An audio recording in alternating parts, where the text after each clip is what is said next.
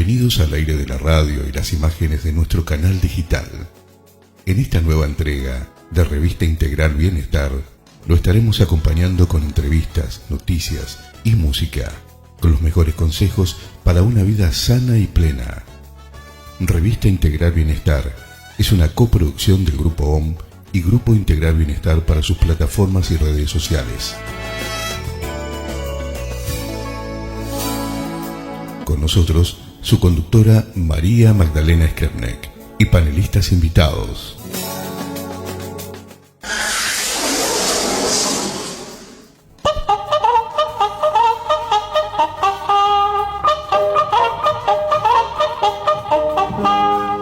Qué alegría encontrarnos hoy aquí en un nuevo capítulo de la Revista Integral, ya el número 57 de este hermoso programa, producto del Grupo Educativo Integral Bienestar. Y como todas nuestras propuestas, siempre tienen que ver con buscar personajes, historias, hechos que contribuyan a enriquecer nuestras vidas, hoy también queremos hacerlo desde un lugar diferente. Vamos a conectar con aquellos recuerdos de ese tiempo tan feliz que animó nuestra infancia, esos momentos de encuentros con amigos, donde nuestra responsabilidad más grande era el disfrute. Y qué lindo pensar que detrás de todos estos momentos siempre hay una persona, hay un personaje que signó nuestras vidas, que enriqueció nuestra historia de alguna manera. Y acumulando esos momentos, hoy vamos a entrevistar a una persona increíble, una persona que en su trayectoria marcó un tiempo desde nuestra niñez hasta el presente con personajes, con publicidades, con películas, con música. Porque vamos a entrevistar a un hombre que fue locutor, actor, músico, comediante, creador de voces y creador de magia y de sueños. Así es que haciendo ese viaje, ese recorrido desde la niñez hasta nuestro tiempo, hoy le damos la bienvenida a Pelusa Suero. Bienvenido a nuestro espacio, Pelusa. Hola Magdalena, ¿cómo están? ¿Cómo están ustedes? Qué suerte de poder comunicarnos. Bueno, estoy dispuesto a contestar todas las preguntas que supongo que me van a hacer. Sí, más que emocionada, feliz de este encuentro. Gracias por tu amabilidad, ante todo, desde el primer contacto, la previa a esta entrevista y todo lo que significó construir este espacio que también va a alimentar varias páginas de nuestra revista Integral. Así es que en nombre de nuestro productor ejecutivo, el señor Carlos Gauna, y en el mío propio, nuestro más sincero agradecimiento por estar hoy aquí. Y como te contaba en la previa, elaborando ya las páginas de lo que va a ser la revista Integral, que va a tener un hermoso capítulo dedicado a este suero para el alma, de alguna manera, como quisimos llamarlo, es que quisimos hacer un recorrido por tu historia. Ese creador de voces que tiene una riqueza como persona, desde una niñez signada por la música, por su mamá que marcó tu impronta en la música, y cómo fuiste creciendo y desarrollándote en ese ambiente. ¿Nos podrías contar un poquito? Bueno, cómo no. Es como vos decís, en realidad todo lo que me marcó a mí fue la música, porque mi mamá era pianista, mi tía era mejor pianista que mi mamá, era tan buena pianista que era amiga de profesionales. Tanto mi madre como mi tía eran aficionadas, pero de buena calidad, y entonces en mi casa recibíamos permanentemente encuentro con otros músicos, muchos profesionales fundamentalmente. Y para mí era una cosa natural estar siempre rodeado de música. Mi tía inclusive tenía un coro de 16 personas, una formación que se llaman madrigalistas, y ensayaban en mi casa. O sea que yo crecí entendiendo absolutamente todas las cosas que se podían hacer respecto de la voz y de la música. Cuando llegaron mis 14, mis 10 años, 12 años, se puso de moda tocar la guitarra. Todos los chicos se puso de moda como juguete la guitarra. Estoy hablando de hace muchos años. Tengo 82 y estoy hablando de mis 10, 12 años. Y en aquel entonces todos los chicos tenían una guitarra y por lo tanto rasgueaban, tocaban la samba, recién empezaban los chalchaleros a ponerse en onda. Era toda una onda de ese estilo. Y entonces empecé a tocar la guitarra yo, después un amiguito, formamos un dúo, después un trío, y después un cuarteto, y después un quinteto. Pero el quinteto, en todo caso, después lo cuento. Pero lo importante del cuarteto es que la cuarta persona que entró en relación conmigo fue Rodolfo Ciamarela, hijo. Rodolfo Ciamarela, hijo de don Rodolfo Ciamarela, padre. Don Rodolfo Ciamarela, padre, era autor de muchísimas canciones de éxito, tangos que había cantado Gardel, canciones populares que ya, por supuesto, no suenan, pero para la gente grande todavía, si se cantan, se recuerdan. Y fundamentalmente, don Rodolfo Ciamarela, padre, era el primer jinglero, la primera persona que hizo jingles. Entonces, cuando el padre de Picho se entera que Picho tiene su cuarteto, inmediatamente nos metió dentro de un estudio de grabación y yo me fasciné porque me encontré con micrófonos profesionales que eran unas cosas enormes. No estaba para nada acostumbrado a la cuestión tecnológica esa y me fascinó. Me hice amigo de los técnicos del estudio de grabación, les pedí permiso si podía ir a ver cómo grababan, me aceptaron y yo empecé a ver cómo se ponía un micrófono en un piano, cómo se ponía un micrófono en una guitarra o en un violín o en un saxo o en una trompeta y empecé a entender todo eso y a ser prácticamente un ayudante de ellos. Por supuesto, empecé a trabajar cantando como músico de sesión, o sea, si hacía falta alguno que cantara, me llamaban, che, Pelusa, vení, a ver, fíjate, hay que cantar esta cosa. Bueno, ahí empezó. Por supuesto, coetáneamente, o sea, en el mismo tiempo de seguir yo mi colegio secundario, recibirme en el secundario, entrar en la Facultad de Arquitectura, mi madre temblaba de que yo me hiciera músico profesional y viviera de la música. Y bueno, el temblor tuvo que terminar porque hubo un momento en el que yo le dije, bueno, mamá, mira, voy a hacer una pausa en la carrera porque tengo muchas obligaciones, tengo mucha suerte, me pagan muy bien y por lo tanto acá estoy teniendo una carrera que funciona.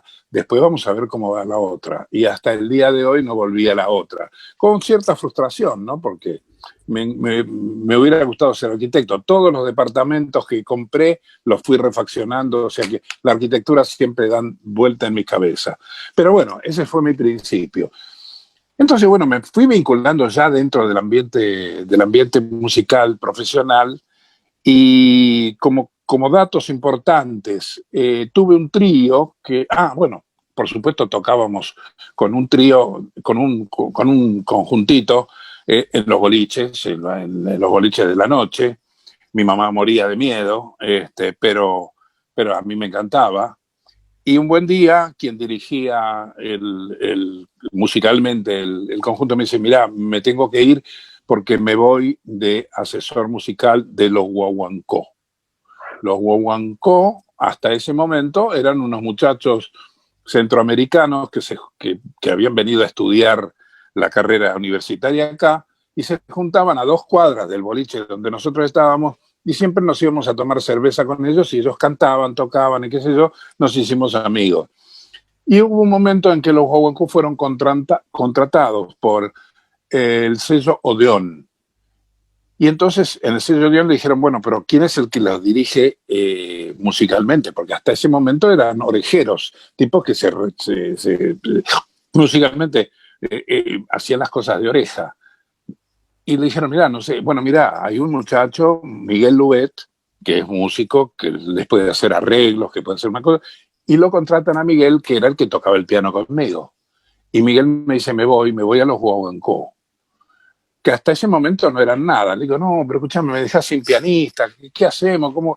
No conseguí un pianista que reemplazara a Miguel Luet, y estuvimos un poco incómodos con la cosa, hasta que un día viene Miguel y me dice, mira, Pelusa, hay un trío que canta boleros, los boleros en ese momento eran la moda, que se acaban de separar, que se llaman Los Fernandos, el trío Los Fernandos. ¿No querés entrar en reemplazo de uno de ellos? Y bueno, dale, los Fernandos eran los primeros vendedores de música, de boleros, de Emi Odeon. Y por lo tanto, yo entré de golpe en un trío de éxito. Hicimos Mar del Plata, hicimos Córdoba, carnavales en Córdoba, hacíamos tres escenarios por noche, en un auto teníamos que ir de un lado para el otro. Gané mucha plata, pero no me gustó toda esa vida transhumante de los músicos profesionales y renuncié. Con lo que gané en esos 2 meses de trabajo, me compré un departamento y me compré me di la entrada para un departamento y me compré un auto 0 kilómetros. Y a partir de ahí ya la cosa se puso un poco más sabrosa.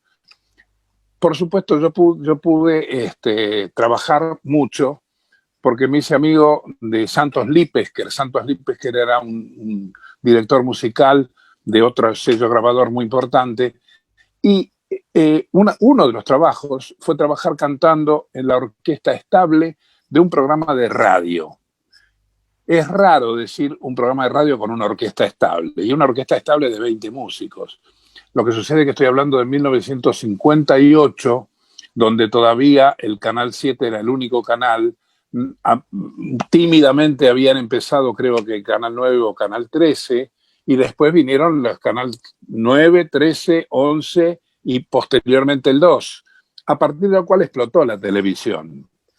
Pero ¿qué pasó? En el momento en que explotó la televisión, yo ya estaba muy canchero en grabar jingles, que grababa con los pocos jingleros que había en ese momento, mucho en estudio de grabación y demás, y cuando explota la televisión, el jingle pasó de ser, es decir, la publicidad se hacía con los locutores en vivo, se llamaba, es decir, la gente les llamaba los monstruos sagrados, Pinky, el negro Brizuela Méndez, estoy nombrando próceres de la publicidad y de la televisión. Y resulta que los nuevos canales trajeron una tecnología que hasta ese momento el Canal 7 no tenía. Los nuevos canales trajeron el videotape, o sea, la manera de grabar televisión.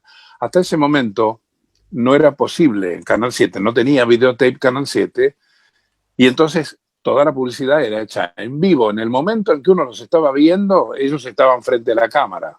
En cambio ahora, con el telecine, con el videotape y el telecine, se podían reproducir, se podía grabar y se podían reproducir películas. Fundamentalmente, es decir, el cine publicitario explotó de un momento para otro porque había muchísima experiencia en cine, porque el largometraje ya hacía mucho tiempo que era moda en Argentina, pero aplicado el cine a la televisión era una novedad. Y por lo tanto se podía ir en un avión filmando, se podía ir en un helicóptero filmando, se podía ir en un submarino, en lo que quieran. Mientras que con la televisión, como era la televisión en ese momento, no se podía salir nada más que con un enorme camión de exteriores para hacer una toma de una modelo. Por lo tanto, el cine publicitario arrasó con la publicidad. Y yo tenía toda la experiencia, pero toda la experiencia. Por lo tanto, me puse a producir jingles con Miguel Lubet, amigo con el cual trabajamos tantos años. Y empezamos a trabajar en una productora que se llamaba Lowe. Lowe era una productora que su ventaja era que había hecho contrato con todos los cines y intercambiaba cortos publicitarios que se pasaban en el cine contra ellos regalar el noticiero. Entonces, en Jujuy, si querían verlo a Perón caminando, tenían que ir al cine a ver las películas del noticiero de Lowe. Y por lo tanto también estaban los cortos publicitarios de Lowe. y por lo tanto nos vinculamos con Lowe y hacíamos todos los jingles de toda la República Argentina. De golpe pasamos de una cosa normal a grabar 20, 30 jingles semanales a pedido de Lowe. Era una cosa de locos. Bueno, te dejo ahí para que me hagas alguna pregunta. Sí, la verdad que tu relato, Pelusa, aparte es tan encantador que es como que uno va haciendo el recorrido por la historia en ese tiempo, ir visualizando las escenas, los personajes, lo que fue aquel Canal 7 en sus comienzos. Y me surge en este momento preguntarte, ¿tuviste en este momento de así de tanto auge, donde ganaste tanta experiencia, algún referente que actuara como, que fuera tu inspiración, como tu mentor? Me desubicas un poco con la pregunta, porque en realidad yo referentes tenía muchísimo. Es decir, yo era un fanático de escuchar música, por supuesto, jazz y todo ese tipo de cosas. Me encantaban los cantantes de jazz, Frank Sinatra, qué sé yo, montones. O sea que referentes, tuve todo lo que era la buena calidad de música de aquel momento.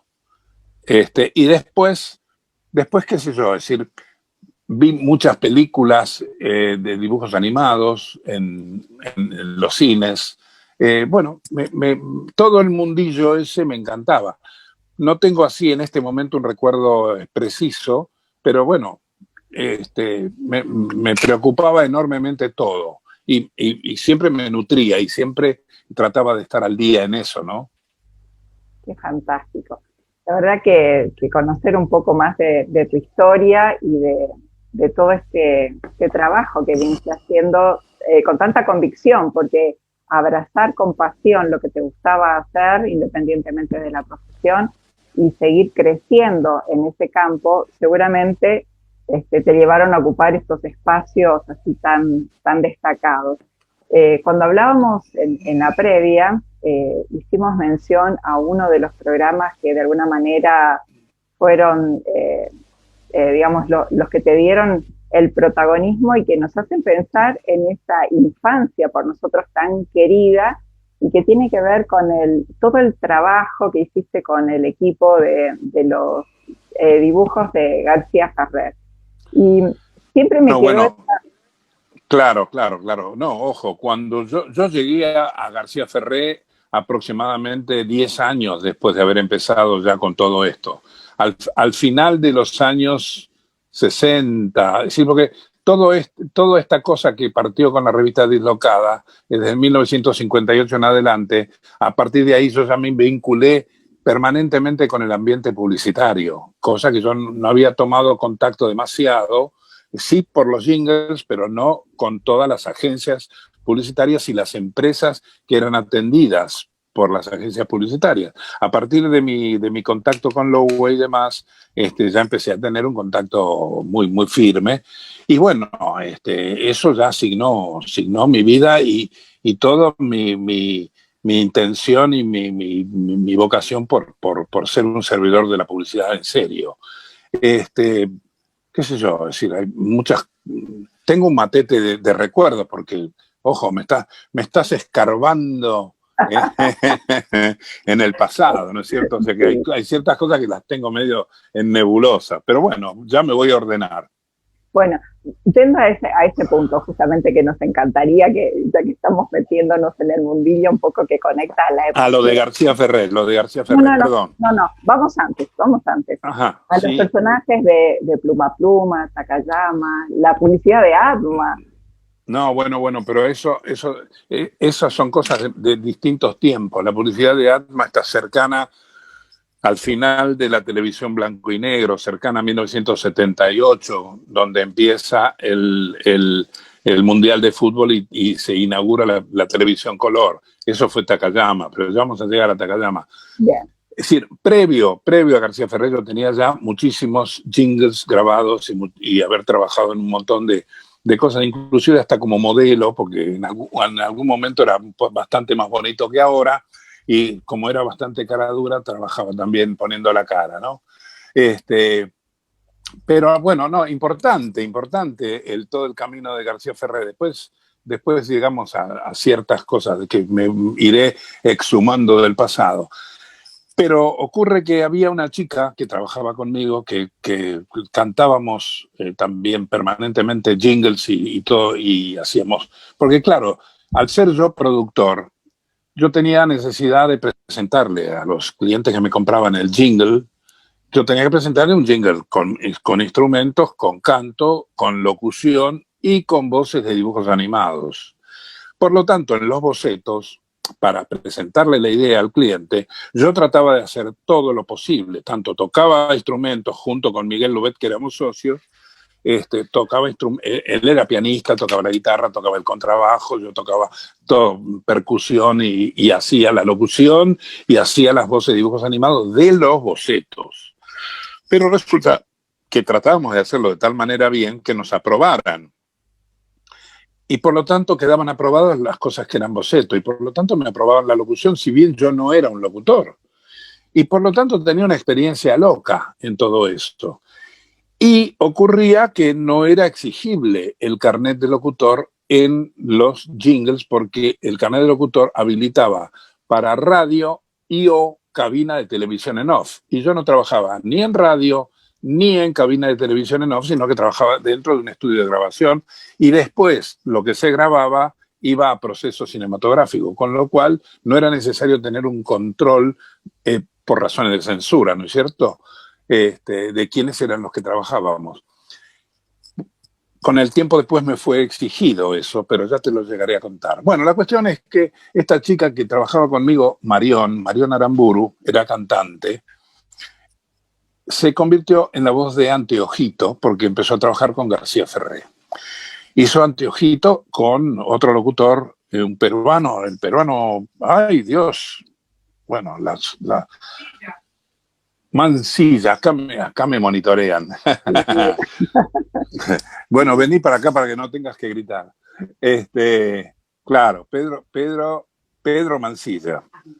Bueno, la cuestión es que Mansilla era un peruano que fue el que hizo la voz de Antifaz. Y Marión hizo la voz de Anteojito. Hubo un momento en que era necesario que los diálogos en la tira Anteojito y Antifaz no solo fueran entre Anteojito y Antifaz, sino que hubiera algún otro personaje que interviniera. Como Anteojito y Antifaz era un jingle ómnibus que tenía distintos anunciantes, porque esa fue una característica que logró hacer, que inventó hacer García Ferré. Yo hacía ciertos personajes no demasiado creativos, más bien del momento, para los distintos anunciantes. Pero él, en ese punto, o con esa colaboración mía, vio mi flexibilidad. Y en un momento dado, él se peleó con la publicidad, porque la publicidad le cambiaba los textos a ultimísimo momento. O sea, 30 minutos antes de empezar a grabar, llegaba un publicitario y decía, no, escúcheme, la frase esta vamos a cambiarle tal cosa, tal cosa, tal cosa. Y eso lo volvía loco a García Ferré. Al punto tanto no le gustó, que decidió hacer una tira de entretenimiento puro, y ahí nació Hijitus. García Ferré se había puesto de acuerdo con Goar Mestre, dueño del Canal 13, para hacer la serie Hijitus, y la serie Hijitus iba a ser reproducida 1 hora por día, un capitulito de un minuto, perdón, digo mal, 1 minuto por día, un capitulito de 1 minuto que después se juntaban y formaban un capítulo semanal que a su vez se juntaba y terminaba siendo un capítulo de la serie. O sea, toda una estrategia, porque en cada capítulo se develaba la incógnita que había dejado el capítulo anterior, se seguía con la serie y se generaba una nueva incógnita para el día siguiente. Por lo tanto, los chicos quedaban siempre con un signo de interrogación y todos los días se prendían para ver qué pasaba con Hijitus. García Ferré, cuando empieza con Hijitus, me pide 4 personajes. Larguirucho, Pucho y el profesor Neurus y Serrucho. Serrucho nunca tuvo voz. Es decir, Serrucho lo único que se hacía era... y nada más, y nunca habló, pero era suficiente, porque siempre resolvía las cosas con ese... Y en la tira empezamos trabajando Néstor D'Alessandro y yo. Néstor D'Alessandro era, a la vez de ser las voces que yo dije, o sea, perdón, no dije las voces que era, él era Hijitus, la voz de Hijitus, la voz central. Hijitus, Dedo Negro, la bruja Cachabacha, yo lo doy como conocido. Mucha gente que estará escuchando, ¿de qué está hablando este tipo? Bueno, para los que conocieron Hijitus, Néstor D'Alessandro era un montón de voces. Y yo empecé con Larguirucho, Pucho y el profesor Neurus. Pero después García Ferré tenía la costumbre de generar muchos personajes, porque a su vez de cada personaje terminaba generando una historia. O sea que finalmente todo era un mundo, el mundo de García Ferré, el mundo de Trulalá, de la aldea de Trulalá. Entonces terminé haciendo 16 personajes. Ojo, esto fue en el curso de los 7 años que se produjo Hijitus, sin parar, y generé 16 personajes protagónicos y cientos, pero cientos de personajes que actuaban una vez y nada más. Porque prácticamente las voces las terminamos haciendo Néstor D'Alessandro, yo, a veces Marión y a veces algún otro colaborador, pero que no tuvieron personajes fijos importantes. Yo hice Larguirucho, Pucho, Serrucho, el profesor Neurus, el búho de la bruja Cachabacha. No te desesperes. Yo sé de alguien que puede hacerte otra escoba voladora. ¿Quién es ese alguien? Hijitus. El director del museo, el comisario de Trulalá, que era correntino. Te llevo pa'l calabozo por andar haciendo barullo y repimporoteo musical en la vía pública. ¡Socorro! ¡Hijitus! ¡Larguirucho! Vamos para la comisaría, te digo, vamos, Zacatau, vamos ya, vamos. El cabo Lopecito de la comisaría, que era cordobés, no, sí, era cordobés, por ahí metí algún personaje santiagueño, pero no me acuerdo. El chofer de Gold Silver era el padre de Oaki, y a su vez yo era la voz de Gold Silver y el chofer de Gold Silver. Oh, míralo, Hijitus. ¡Apartaos de mi camino! Nada ni nadie podrá detenerme. Pero escucha, hijo mío. Estoy preparado para luchar y cantar hasta la muerte. Pero, Oaki, deja en paz a la vecinita de enfrente. Oh, allí está ella. ¡Mamá! ¡La vecinita de enfrente! Dije el director, bueno, ya me perdí. 16 personajes. Con lo cual... Sí, perdón. ¿Podríamos invitar a alguno de los personajes a que venga un ratito al programa? Bueno, con mucha mesura porque me pasa siempre que me toman examen, quieren saber todo. Entonces, eso termina con una disfonía. O sea que yo los 16 personajes no los hacía todos juntos, los hacía cada tanto, ¿no? O sea... Por ejemplo, el Larguirucho, que posiblemente sobrevivió a todos esos que dije. Ese es el que más me piden, el que más recuerdo, y que una de las características que tenía era el susto y la risa. El susto era ¡Indio! ¡Vamos, te digo! Y la risa este ritmo es más contagioso que la gripe. Bueno, el profesor Neurus era una cosa difícil. Acá es donde viene la disfonía, ¿te das cuenta? Eso. El análisis cuantitativo de este sedimento cuaternario indica que hay un enorme depósito de petróleo. ¿Dónde? En la bahía de San Borombón. Porque no es fácil, inclusive, ir de una voz a la otra. Porque una de las características es que yo no grababa todos los personajes uno detrás del otro, no hacía el diálogo en el momento. A mí me presentaba Néstor D'Alessandro una planilla donde tenía todas las voces. Bueno, decía, Néstor D'Alessandro me presentaba una planilla donde yo tenía todos los bocadillos de Larguirucho, las contestaciones, las preguntas, todas las cosas que decía Larguirucho, toda otra planilla con todo lo que decía Neurus, otra planilla con todo lo que decían los demás personajes.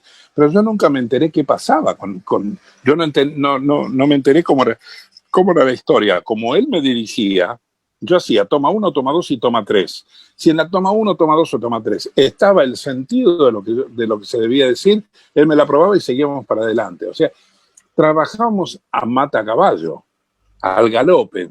O sea, de entrada, mi compromiso era trabajar 1 hora diaria para grabar 1 minuto diario. Finalmente, con la práctica, en 1 hora semanal, grababa los 5 minutos de toda la tira semanal. Y aparte charlábamos y contábamos cuentos y, bueno, éramos muy amigos. Con lo cual, bueno, a partir de ahí, y de esto hacen unos cuantos años, no me acuerdo exactamente en qué año empecé a trabajar con García Ferré, pero debe haber sido cercano a 1967, 68. No, claro, porque terminamos de hacer la tira en 1975. No, 1973. O sea que debo haber empezado en 1968 para hacer 5 años seguidos, 7 años seguidos. Entonces, perdón, las matemáticas no fueron mi fuerte nunca. Bueno, por ahí anda la cosa.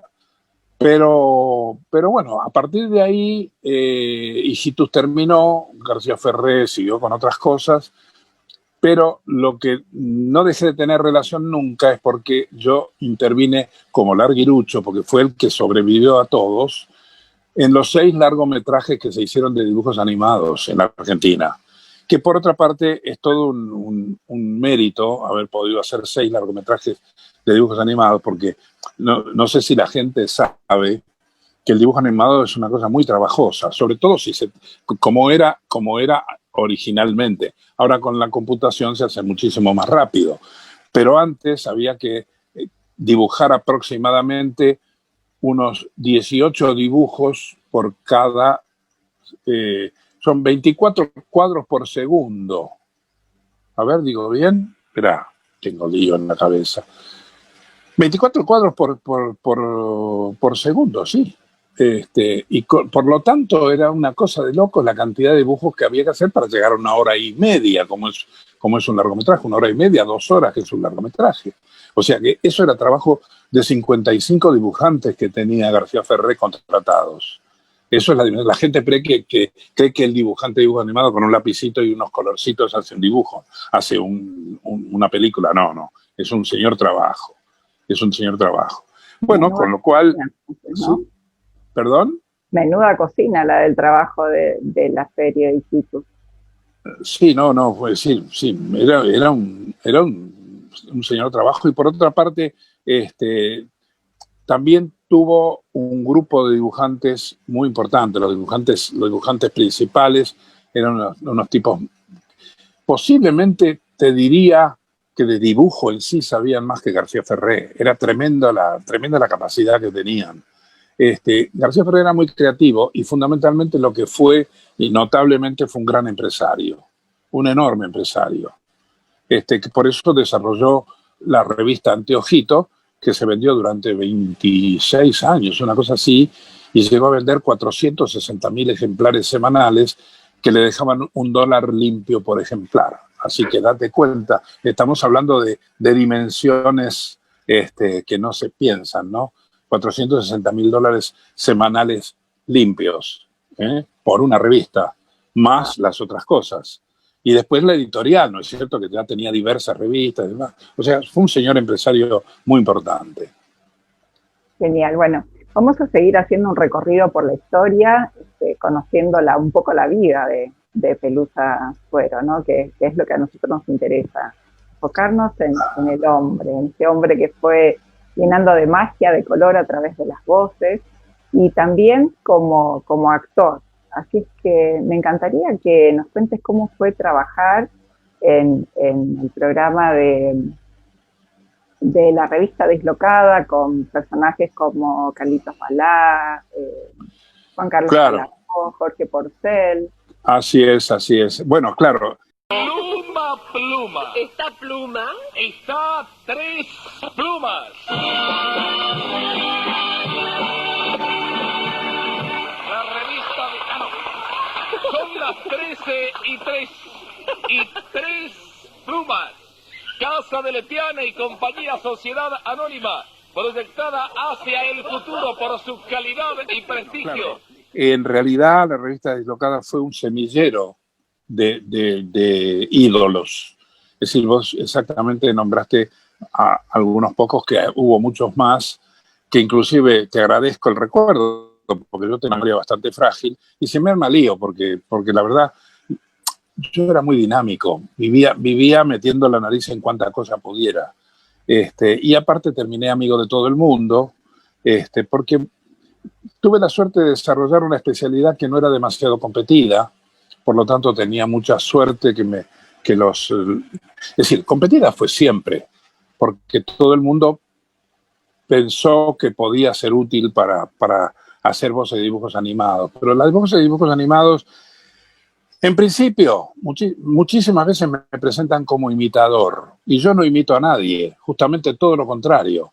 Tengo que hacer personajes que sean suficientemente originales para que tengan identidad. Es decir, el imitador lo que hace es tomar los códigos de quien está imitando y repetirlo con la mayor fidelidad, cambiándole la letra. O sea que a un político le hacen decir cosas desmañadas, o a una persona seria lo hacen decir cosas cómicas. Yo no hago eso, yo invento. No quiere decir que yo no sepa imitar. Sí, puedo imitar porque yo puedo tomar los códigos de cómo habla de determinada manera una persona y imitarlo. Pero justamente yo lo que tengo que hacer es despegarme de todas esas cosas, y de acuerdo a la característica del personaje que yo tengo que hacer, cada rasgo tiene su correlato en la voz. O sea, si el tipo es gordo, puede llegar a tener una voz gorda, ¿no es cierto? Si el tipo es flaquito, puede tener una vocecita así, ¿no es cierto? Chiquita.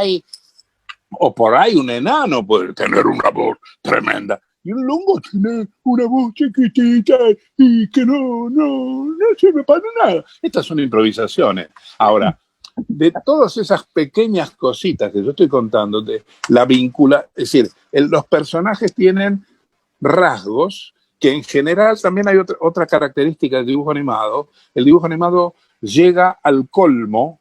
Es decir, una de las cosas que se destaca en el dibujo animado es que en un dibujo animado un personaje se cae de la terraza de un edificio, se craquela contra el piso, se levanta, se saca el polvo y sigue caminando. Con lo cual todo eso, es decir, siempre se tiende al colmo.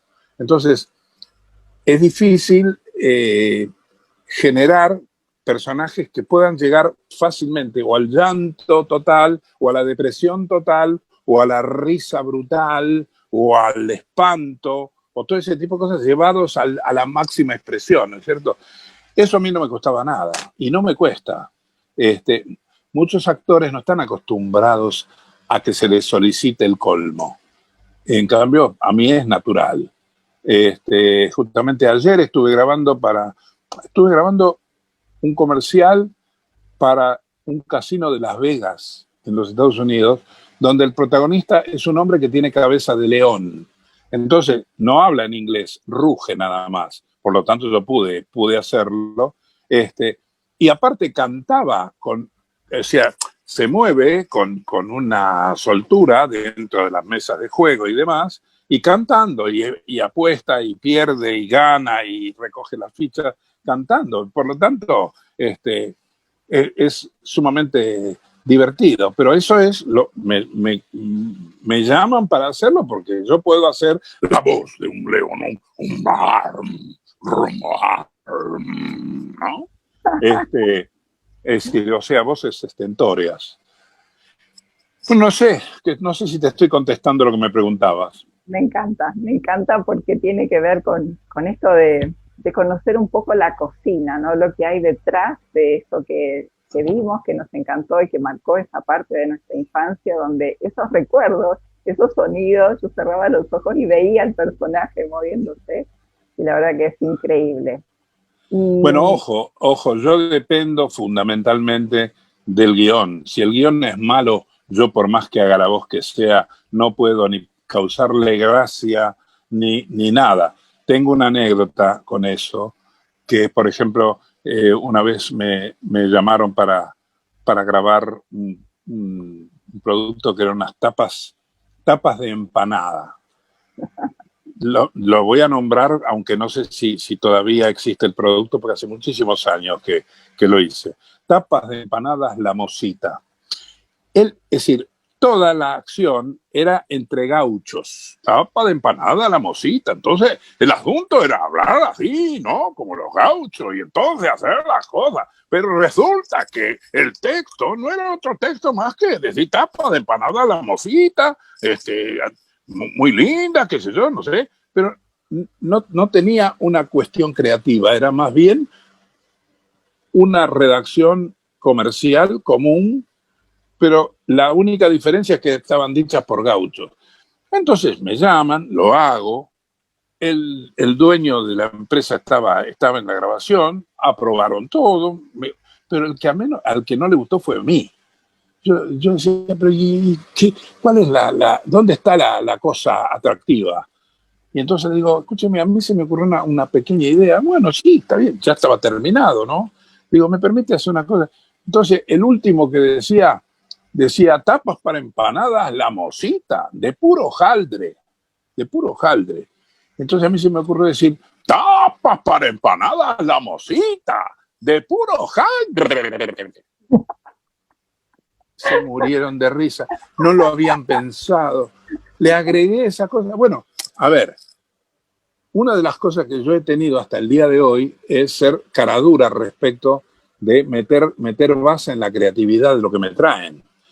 Muchas veces vienen agencias gigantes que tienen productos, no sé, importantísimos como Coca-Cola, como, no sé, productos como Ford, como Chevrolet, como cosas que me tengo que meter yo a opinar de lo que, por otra parte, han trabajado señores creativos, han hecho estudios con grupos de personas antes de lanzar todo. O sea, cuando llega a mí es un guión de hierro que no se debe mover ni una coma.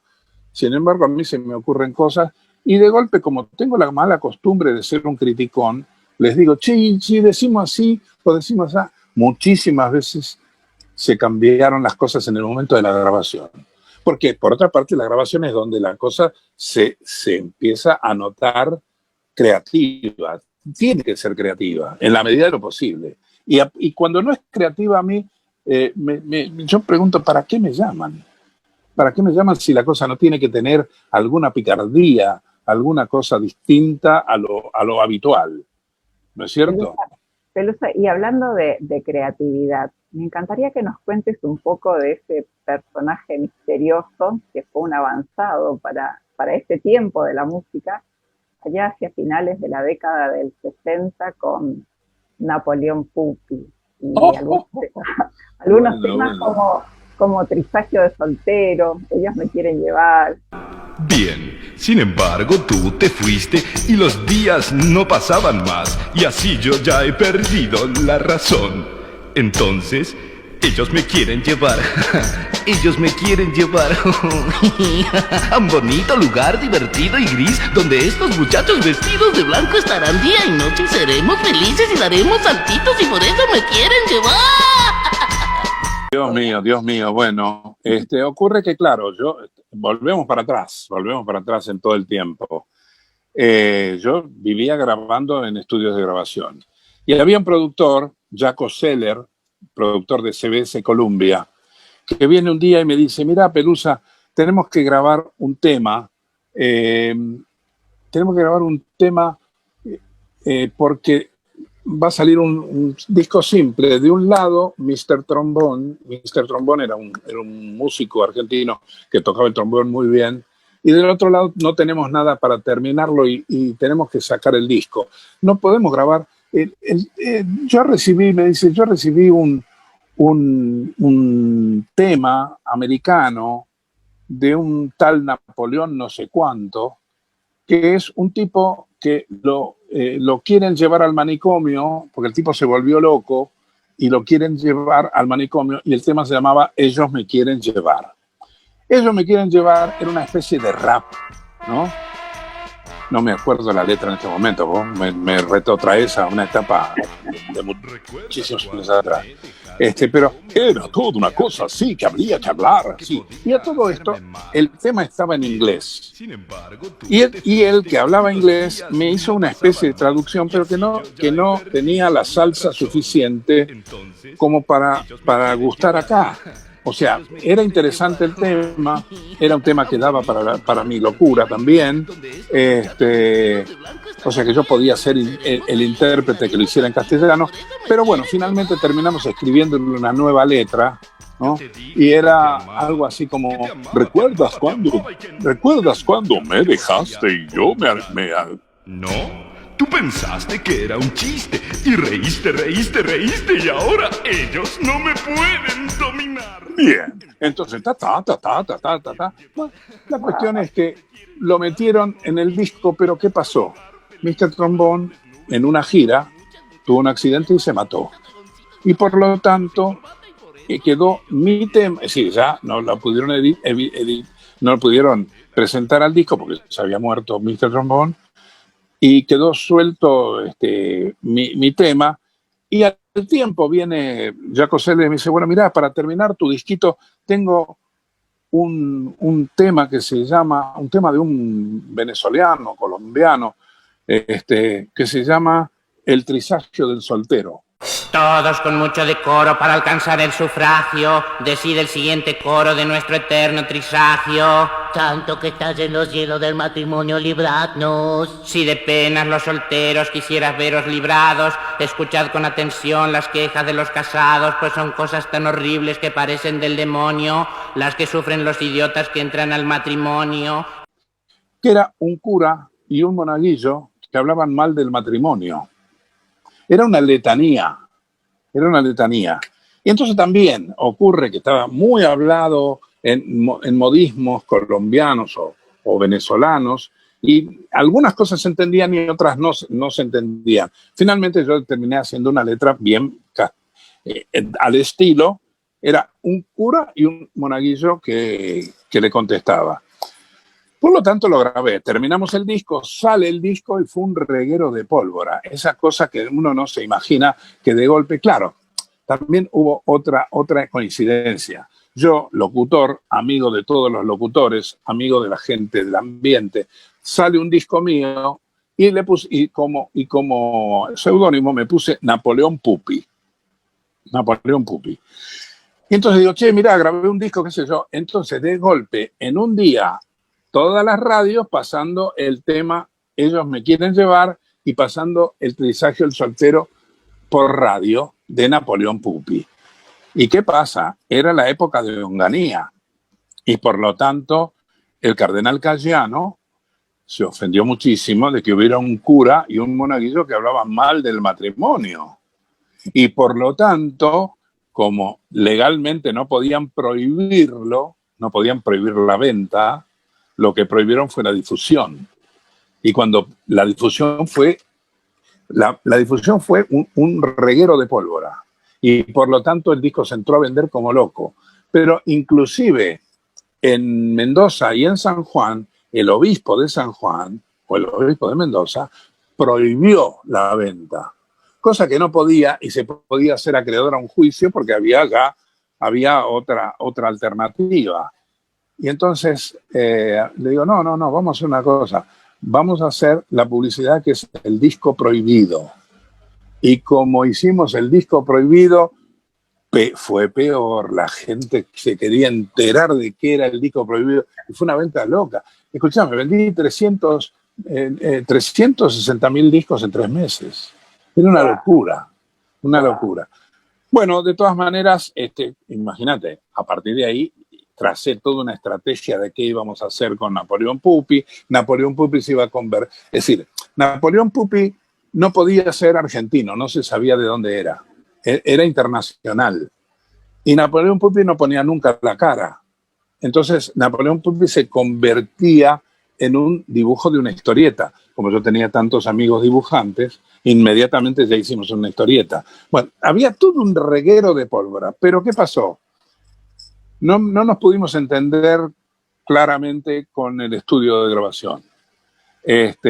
Y bueno, yo que ya tenía mi vida muy enganchada con todo lo que es publicidad, le dije, muchacho, una cosa es ganar dinero con 360.000 discos vendidos en 3 meses y no dejar 360.000 discos hasta que ustedes me vuelvan a permitir editar otro disco, y si yo tengo que esperar, prefiero parar. Y paré. Fue una pena, porque en realidad la grabadora, posiblemente lo que sucedía es que no sabía cómo vender mi disco.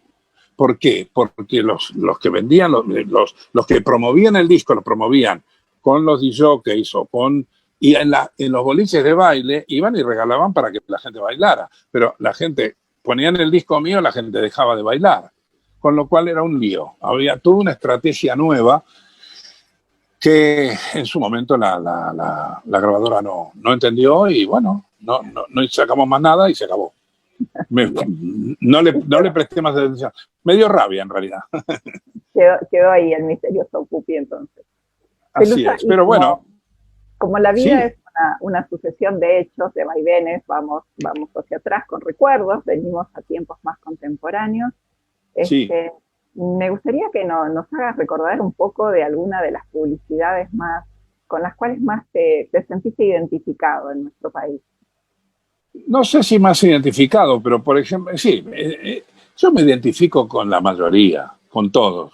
A todos le pongo las mejores ganas. Dependo siempre de la creatividad con que vengan, porque yo no soy el generador de las ideas, yo soy un intérprete. Trato de ser el mejor intérprete posible, pero no dejo de ser un intérprete. Y, qué sé yo, 47, 48 años he sido todos los mosquitos, todas las cucarachas, todas las hormigas y todas las arañas de Raid. Y digo arañas porque acá nunca se hizo un comercial de arañas, pero en Chile las arañas son plaga. ¿Por qué? No sé. Entonces, por supuesto, Raid fabrica insecticidas contra las arañas. ¡Uy, negra! ¡Un nuevo restaurante! ¡Y qué oscurita! Raid, me suena. Nuevo Raid 8, el cucarachicida de acción continua. Coloque los 8 dispositivos aún en los lugares donde no usaría otro insecticida. Las cucarachas entran, comen... Raid, me suena. Y van a morir a sus nidos. ¡Me sonó! Sonaron las cucarachas. Llegó Raid 8. Y bueno, es decir, prácticamente todo el mundo de habla latina ha recibido las voces mías de Raid. Después he sido el diablito de Orbis, de los calefones y las cocinas Orbis, muchos años. Veo. ¿Qué ve? Una cosa. ¿Qué cosa? Medio espantosa. ¿De qué color? Blanca. Siempre blanca la cosa. ¿Cómo quiere que la vea? Orbis color. La calidad Orbis ahora tiene color. A botonera, por lo que veo. ¿Qué ve? Bueno, no empecemos de nuevo, ¿eh? Extrañamente, en este momento, Orbis no está publicitando sus productos. Creo que, es decir, por lo menos no se lo ve en los medios publicitarios. Pero fue muy conocido. Bueno, momentito pluma, es una cosa antigua. Vamos, rápido, apúrese, muévase. Momentito, pluma. Yo soy de 3 plumas. En 1960, para un licor que se llamaba Tres Plumas, y era también una saga de comerciales con un personaje que lo único que decía era momentito, pluma, yo soy de 3 plumas. Y bueno, siempre resolvía problemas diciendo eso, ¿no? O sea, el japonés Takayama no sobrevivió a la televisión color, porque antes, exactamente, en ese momento, Takayama fue un invento de un creativo de publicidad, que era un japonés que era tintorero. Hasta ese momento, todos los tintoreros en la Argentina eran japoneses. No había tintoreros de otra nacionalidad. Es decir, cuando uno decía en vez de decir el japonés, decía el tintorero, ¿no? O si uno decía el japonés, pensaba que era tintorero. Entonces, por supuesto, cuando se inventa la plancha a vapor, la primera plancha a vapor, porque antes las planchas no tenían, no se cargaban con agua y lanzaban vapor, la primera plancha a vapor fue la plancha Atma. Takayama, hola. ¿Saben qué le voy a regalar a mi mamá? La nueva plancha Atma automática con vapor y rociador. La preocupación de los tintoreros y el mejor regalo para su mamá. Y por lo tanto, Takayama era un tintorero que en vez de planchar con la máquina esa grandota que tienen los tintoreros, planchaba con la plancha a vapor. Y por lo tanto, cuando iba una clienta al negocio, decía, bueno, porque usted me lo va a planchar, porque yo quiero que la raya del pantalón sea... Y él decía todo sí, sí. Cuando la clienta se iba, el japonés sacaba la plancha de atrás del mostrador, la mostraba en cámara y decía, Takayama mentiroso, ¿eh? Con ese tema de Takayama mentiroso, hicimos un montón, tuvo un éxito brutal. Pero bueno, un montón, tengo anécdotas para tirar al techo con eso, para llegar al techo. ¿La de Bardal la hiciste vos también, Pelusa? Ah, bueno, claro. En lo de Bardal, bueno, a ver, fíjate vos cómo son las cosas. Yo tuve un socio, Carlos Ceretti guionista, era el jefe de guiones de Lowe, que yo trabajé tanto en Lowe, nos hicimos muy amigos, y nos asociamos. Entonces, las cosas que producíamos, él era el que hacía guiones. Y por lo tanto, tenía un defecto él.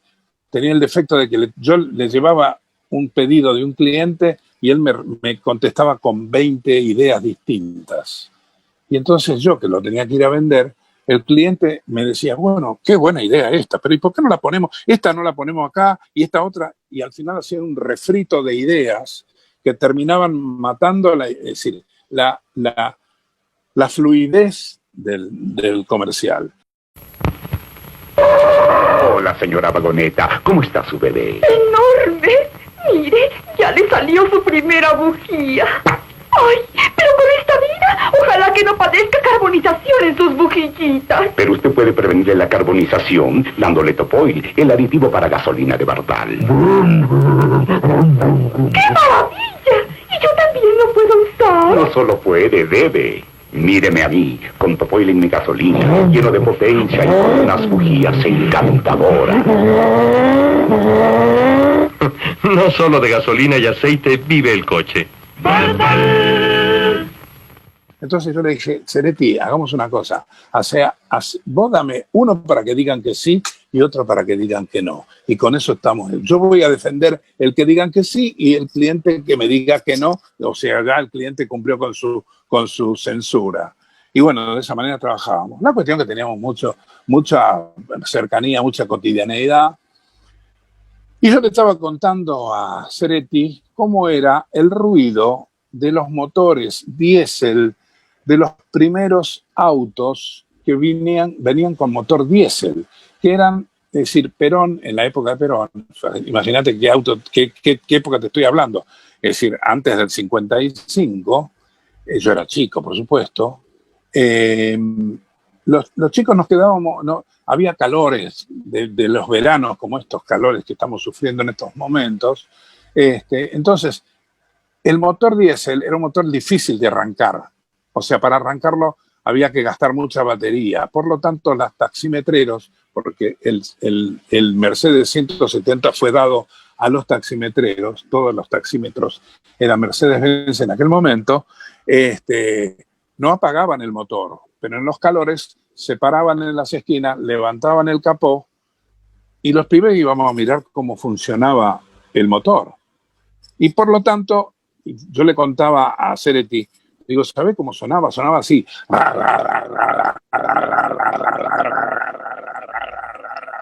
Entonces me dice, ¿vos podés hablar con eso? Claro, ¿cómo no voy a poder hablar? Hablo, claro que hablo. A ver, decí Bardal. Bardal. Bueno, lo llamamos a Tito Bajnov. Tito Bajnov era el publicitario que atendía la cuenta de Bardal. Nos metimos en una sala de grabación y me tiraban motivaciones, ¿no? Tito me decía cómo suenan las orugas de los tanques de Rommel en el desierto. Y yo hacía...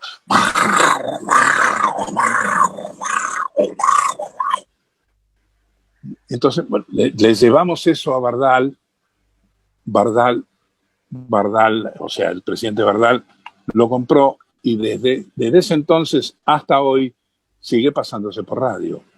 Estoy hablando de 1972, que en ese año nos dieron el Martín Fierro de radio, por eso, por Bardal, o sea, un Martín Fierro a mi voz y a mi creatividad, y a la creatividad de Ceretti, por supuesto, y desde entonces es el himno nacional de esa empresa.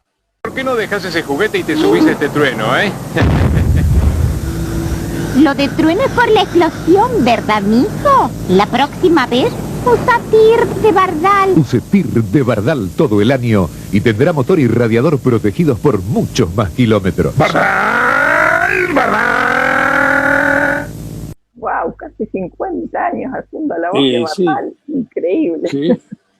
Y todos los años me lo pagan, con lo cual viene bien. Hay una cierta estabilidad.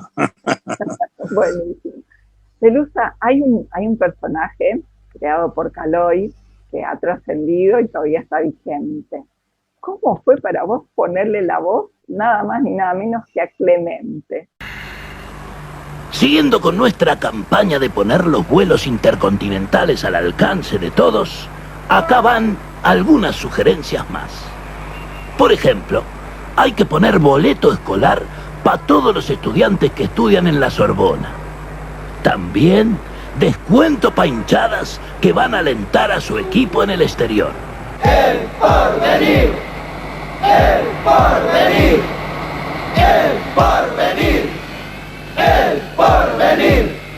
Los aviones populares permitirían que los vendedores ambulantes hicieran su negocio también. Amable pasajero, directamente de la fábrica al público, y a manera de propaganda le vengo a entregar esta famosa lapicera Sabolilla, ideales para el bolsillo de la dama y la cartera del caballero. Sí, ya le entrego. De esta manera van a haber muchos más vuelos y más laburo para los pilotos. ¿Qué haces, Cacho? Ando un poco adelantado. Bueno, tened cuidado que en Dakar está el chancho, ¿eh? Gracias, chao. Otra cosa, es importante que el comandante trate de no frenar muy de golpe en el aeropuerto, porque... Disculpe, yo opino que a los aviones hay que filetearlos. ¿Cómo? Claro, filetearlos, pintarlos todo y ponerle cintas azules y blancas, florcita, firulete, retrato de Gardel en las nubes y cartelitos que digan, por ejemplo, gracias a los viejos, o quizá, te deseo el doble de lo que tú me deseas a mí, o el clásico, por aquí se va la vida, con una flechita apuntando a la tapa del tanque de nafta. ¿Y usted quién es? Un fileteador. Bueno, justamente eso es lo que me pedía Caloi. Y resulta que yo a Caloi no lo conocía, él tampoco a mí. Llegó por referencia. O sea, cuando él decía, o sea, una vez que él tuvo el boom con Clemente como personaje mudo en el Mundial del 1978, en el Mundial siguiente, en 1982, decidió ponerlo en la televisión.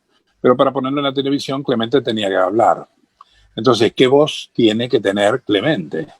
Él entró a buscar voces, no tenía la menor idea, posiblemente, supongo que es difícil concebir una voz específica, máxime cuando él conocía tan bien el personaje. Y la primera cosa que me dice, ¿vos sos futbolero? Digo, no, me gusta el fútbol, pero no soy el que sigue como es la formación de los equipos y no estoy pendiente del resultado de los partidos. Como, por supuesto, estoy en la realidad, pero no llego a ser un futbolero. Dice, entonces no lo vas a poder hacer. Digo, mira, yo no soy mujer, pero yo puedo hacer una solterona, ¿no es cierto? Y puedo hacer alguna cosa que se parezca, pero no soy mujer. Entonces, no le gustaba, se fue. Después él por la prensa declaró que había probado 20 profesionales, no existían 20 profesionales en esto que yo hago, pero debe haber probado actores, puede haber probado improvisados, que es muy típico que se pruebe, mucha gente intente meterse en la cosa. La cosa es ojo, el mercado mío es muy chiquitito, el mercado mío es un mercado de pocos productores, y dentro de los pocos productores, una vez cada tanto son necesarias las voces y voz animados, no son de todos los días. Por lo tanto, es un mercado pequeño y no hay necesidad tampoco de demasiados proveedores.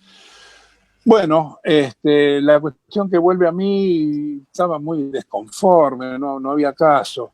Digo, vamos a hacer una cosa, a mí no me gusta imitar, porque yo puedo imitar, pero no me gusta imitar. Pero en este caso, ¿vos sabés cómo es la voz de Clemente? Me dice, claro, por supuesto. Digo, bueno, ¿por qué no grabás y yo te imito? Él se grabó, se escuchó y me dice, no, yo la tengo en la cabeza, pero no la puedo patentizar, no la puedo hacer. No hay caso. Vos sos el profesional, decime vos cómo es la voz de mi personaje. Y entonces le hice la voz de un personaje que perdió las cuerdas vocales gritando los goles de la selección. Y aparte... Bueno, voy a seguir hablando con mi voz natural porque si no... Perdón, voy a pedir un vaso de agua. Un vasito de agua, por favor. Porque me estás haciendo hablar seguido, ¿eh? ¿Y cómo andamos? Andamos ya cerca de la hora, soy capaz de hablar hasta pasado mañana, ¿no? No, divino, la estamos pasando re bien y nuestros oyentes seguro que están disfrutando un montonazo. Bueno, encantado, gracias. Bueno, a partir de que ya me metí con Clemente, resulta que Clemente no vivía en el mundo, vivía en el mundo clementero, donde eran todos clementes. Entonces había Clementes gauchos, Clementes... Jacques Cousteau, Clemente. Y Jacques Cousteau navegaba en el agua podrida de los cordones. ¿No es cierto? Salía por las cloacas navegando Jacques Cousteau. Y era un Clemente que no tenía cuerdas vocales, pero hablaba francesadamente. Entonces yo también tenía que hacer todos esos personajes, ¿te das cuenta? Y aparte, bueno, había gauchos que hacían payadas uno con el otro, había un gauchito jovencito y un gauchito viejo, y todas las voces las hice yo de Clemente. Clemente tuvo muchísimo éxito y se mantuvo hasta la muerte de Caloi, y a partir de ahí, por posiblemente cuestiones de herencia de la cosa, se dejó de hacer. Y es decir, en realidad Clemente hoy es un recuerdo, es una pena, porque fue muy exitoso. Hicimos cosas muy graciosas. Si vos te metés en internet y en YouTube y ponés Clemente, vas a encontrar montones de cosas que son actuales. Y estamos hablando ya de unos 4 o 5 años que murió Caloi. Qué pena. Increíble, ¿no? Ay, qué belleza. La verdad que es un disfrute escucharte. Insisto en esta amabilidad que tenés en la entrega, de contar las anécdotas, la calidad y la calidez con la que lo haces. Realmente, no solamente es revivir recuerdos, sino hacer que la emoción florezca. Y pensando en esto de ya pasadas las 8 décadas vividas, Pelusa Suero hoy, ¿tienes sueños todavía? Absolutamente sí, absolutamente sí. Es decir, una de las cosas que me está pasando es que esta pandemia hace que no haya producción. Hace un montón de tiempo que yo estoy con una disminución de trabajo muy importante. Y como mi pareja es Maisabé es una locutora que ha sido sumamente conocida y ha sido siempre partener de grandes locutores como Cacho Fontana y demás, tanto en radio como en televisión.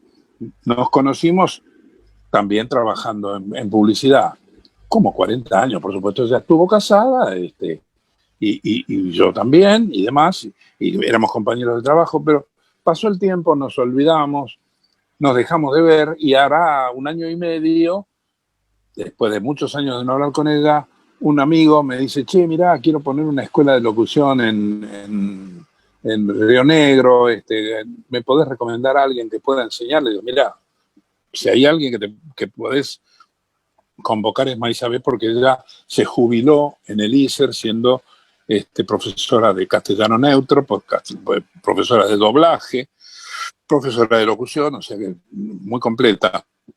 Y entonces me dice, bueno, ¿cómo la consigo? Le digo, mira, yo la voy a llamar y le voy a preguntar si le interesa. La llamo, hola, ¿cómo te va? Tanto tiempo que tenemos que vernos. Bueno, bárbaro, ¿cómo hacemos? Sí. Bueno, nos encontramos, a partir de que nos encontramos, nos enganchamos y hoy es mi pareja.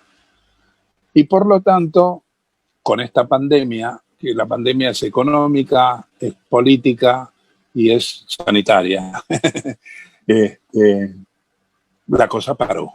Y cuando paró, yo con mis 82 años sigo viviendo de esto, pretendo seguir viviendo de esto, y bueno, hay que hacer proyectos.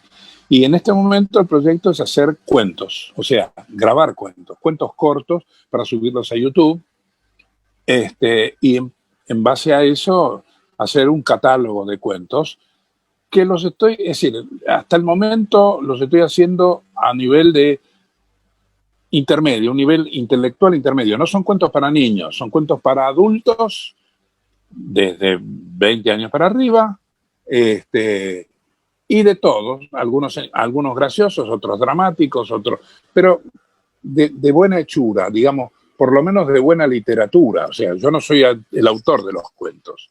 Es decir, yo cuento cuentos escritos por literatos importantes, ¿no? Y bueno, esa es la idea, estamos preparándolo, y una de las cosas que estoy necesitando es encontrarme con alguien idóneo en manejo de las redes sociales, porque para poner todas estas cosas en las redes sociales no es simplemente subirlas y esperar que la gente reaccione. Hay estrategias de dónde se muestra mejor, de cómo se muestra mejor, de cómo se coloca un cuento para determinada persona, y después hay una respuesta de marketing que hace que a uno lo vaya guiando de qué es lo que más funciona y qué es lo que más hay que grabar. Por lo tanto, estuve en una actividad. Voy por mis 70 cuentos grabados a los 100, es decir, mi primer catálogo va a ser de 100 cuentos cortos. La idea va a ser cuentos cortos para escuchar en el tren, en el colectivo o donde se te dé la gana. Cuentos cortos bien contados, para escuchar. Y bueno, es decir, estoy haciendo mi marketing entre amigos y mandando los cuentos para que me den opiniones. Algunos me hacen la autopsia del cuento porque me dicen, no, escúchame, el adverbio ese está mal usado. No es para tanto. Yo lo que necesito es saber si llega, si no llega, si tiene algún escollo, si se escucha fluidamente, en fin. Pero por lo menos es un interesante proyecto. Todavía no sé si camina. Vamos a ver. Seguro que va a caminar, y seguro que desde la revista Integrar vas a encontrar también un espacio de difusión muy amable para que mucha gente pueda escucharlo y conocer la obra, ¿no? Que realmente es inspiradora, porque una persona con su trayectoria, con sus vivencias, sus experiencias, seguir creando y seguir apostando a dejar una semillita de bienestar en las personas, para nosotros es muy, muy valioso. Y para ir cerrando esta hermosa entrevista hoy, Pelusa, y pensando un poco, haciendo un recorrido por la historia, de lo que fue la historia argentina, tu vida personal, y apostando a que el mensaje llegue a toda la comunidad educativa del Grupo Educativo Integrar Bienestar y todos los lectores de la revista, nuestros oyentes, me encantaría que para cerrar y de cara a este 2021 que se proyecta con mucha expectativa porque no sabemos qué va a pasar, desde tu lugar nos dejes un mensaje. Caramba. Bueno, en principio creo que lo importante es, como persona mayor que soy, que somos los más afectados por este asunto, pedirle responsabilidad a la gente, porque todas estas cosas, todo este rebrote que está ocurriendo en este momento, no es otra cosa más que la falta de responsabilidad de las personas, porque este rebrote es posterior a la muerte de Maradona, por ejemplo, a todo lo que pasó, a todos esos encuentros desordenados que hubo, más las fiestas, más todo este tipo de cosas. Parece mentira, yo no estoy ni por uno ni por otro, es decir, yo tengo, mi médico personal es un médico, él revista dentro de los Médicos por la Verdad, donde dice que hay muchas cosas que son mentiras, y dice que la enfermedad es una enfermedad como cualquier otra que se puede dominar. Lo que pasa es que lo que no se puede dominar quizá es las conductas de las personas. O sea que en realidad la gran enfermedad quizá no es el COVID, sino la enfermedad es saber ser responsables, de la falta de responsabilidad. Si los que convivimos nos tratamos con respeto y cumplimos con los considerando mínimos de los protocolos que los médicos nos dicen, los científicos nos dicen, quizá esto funcionaría mucho mejor. Es sumamente peligroso lo que está pasando.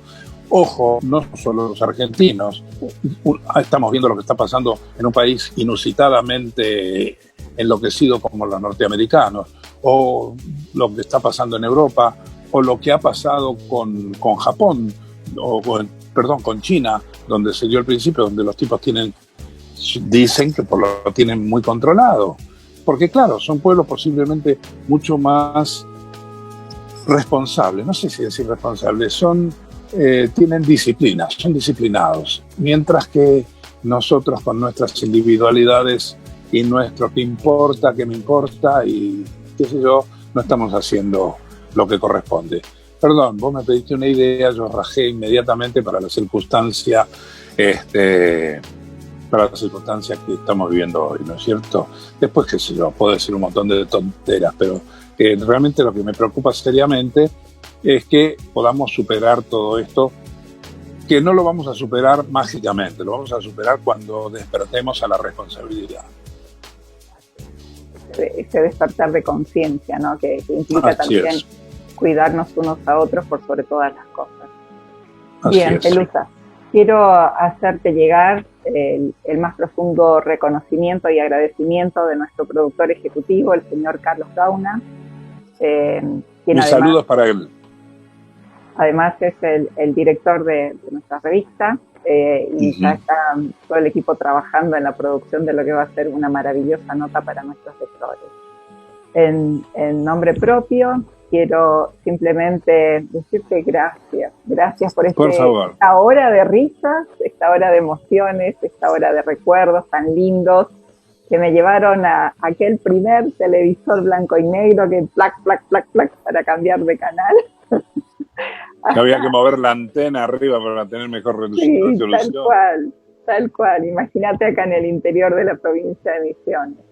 Y que te hayas donado tan generosamente. Es tan vasta tu experiencia, es tan rico tu conocimiento y tan abundante en emociones. Desde ponerle la voz a un personaje, crear en tu interior la voz de un personaje que sea genuino, original, único para ese personaje. También hace de vos ese personaje único que es Pelusa Suero. Por eso me encantó llamarle a este capítulo de la revista Integral Suero para el Alma, porque realmente ha sido un bueno, muy amable. Me gustó el título. La verdad muchísimas gracias. No, gracias a vos, gracias a todos nuestros oyentes, a nuestros seguidores de las redes. Les pido que estén atentos a nuestra web, a www.integralbienestar.com. En el sector sociedad van a encontrar las revistas, que muy pronto vamos a tener un nuevo número con interesantísimas notas, donde va a estar Pelusa Suero con todos los personajes, toda la publicidad, toda la música que ha creado, su desarrollo como actor también, como personaje de diferentes programas de Argentina y que se dieron a conocer en el mundo. Gracias una vez más, Pelusa. Gracias a nuestro estudiante, gracias al Grupo OM Multimedios por el espacio y nos volvemos a encontrar el próximo jueves en un nuevo capítulo de la revista Integral. Muchas gracias. Muy bien, muchísimas gracias a todos.